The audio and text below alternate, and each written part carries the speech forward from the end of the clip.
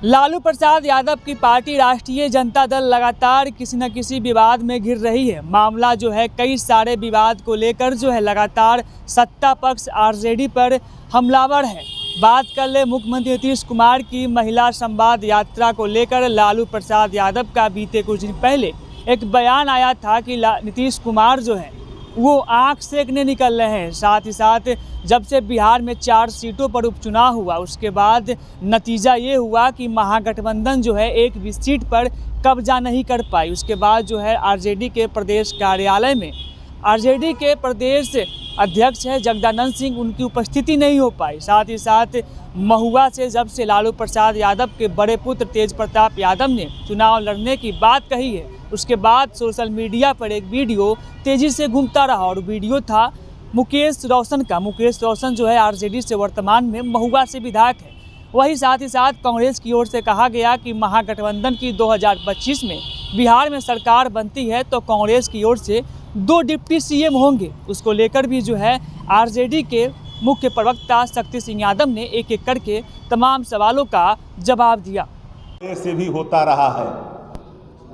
आज़ादी के बाद इस देश में कई टर्मों तक एक देश एक चुनाव, वन नेशन वन इलेक्शन, कल भारत सरकार के कैबिनेट में इसकी मंजूरी दी गई।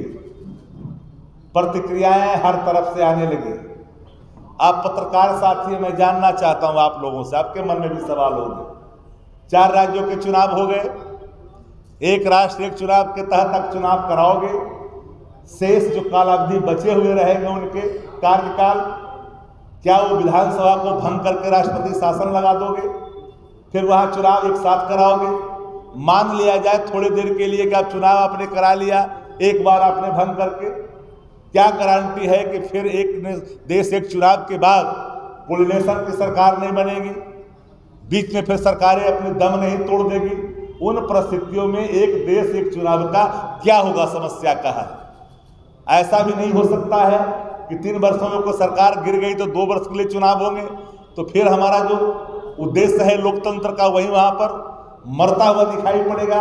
वोट मताधिकार का प्रयोग आम चुनाव में 5 वर्षों के लिए होता है। तो एक वन नेशन वन इलेक्शन, एक देश एक चुनाव के जो ड्राफ्ट आए हैं, जो बिल प्रोड्यूस होगा, हम लोग की मांग है कि जेपीसी को जानी चाहिए और जेपीसी को जाने के बाद उसमें सबकी राय होनी चाहिए।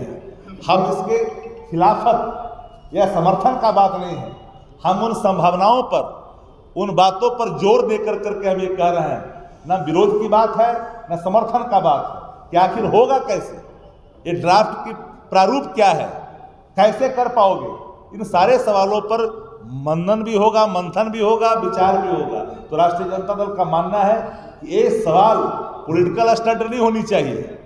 वन नेशन वन इलेक्शन करवाना चाहते हो तो वन नेशन वन टैरिफ क्यों नहीं, समान शिक्षा क्यों नहीं, ऐसा क्यों, फिर अलग अलग क्यों? ये सवाल भी सामने है। जो सरकार को तत्परता के साथ जिन चीजों को गंभीरता से शिक्षा के हित में लेनी चाहिए, आम आदमी के हित में लेनी चाहिए, उस पर चर्चा करने के बजाय एक पॉलिटिकल माइलेज के लिए कहीं मंदिर का लेंगे, कहीं बंगाल में जाके मंदिर बनाएंगे, कहीं कहाँ बनाएंगे, कभी वहां बनाएंगे। अरे आम आदमी की बात करो, पलायन की बात करो, किसान की बात करो, किसान प्रोटेस्ट करें, उन समस्याओं की बात करो। देखिए, चुनाव 2025 में होने हैं।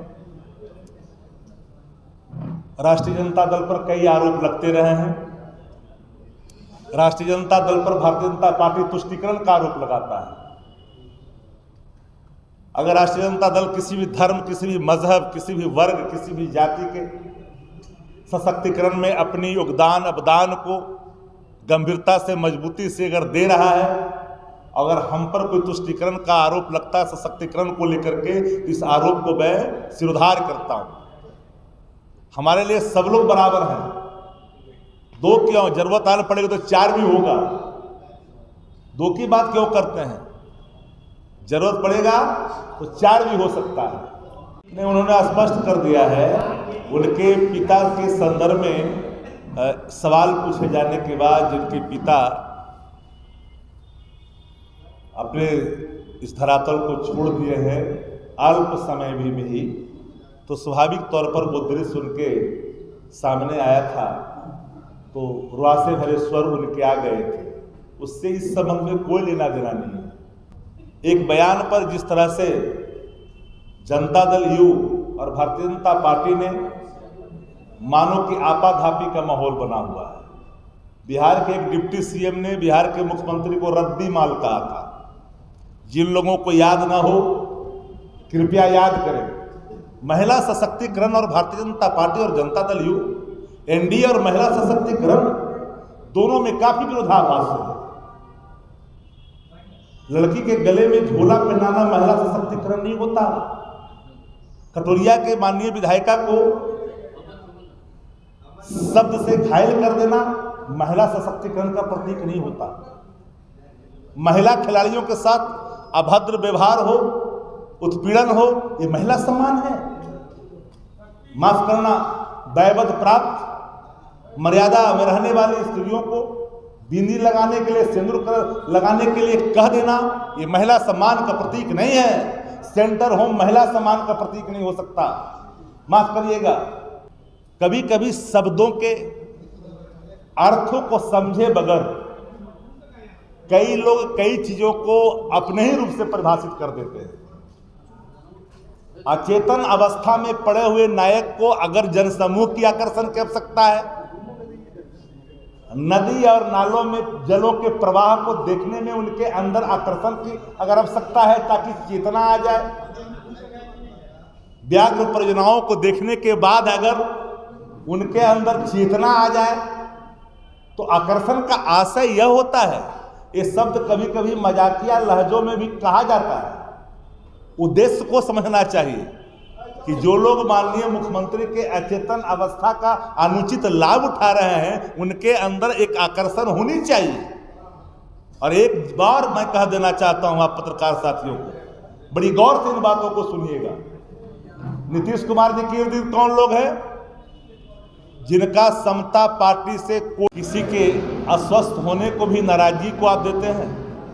माफ करिएगा, इसके पहले भी एक सवाल आप लोगों ने उठाया था, उस सवालों का भी जवाब स्वयं आकर के दे दिए थे।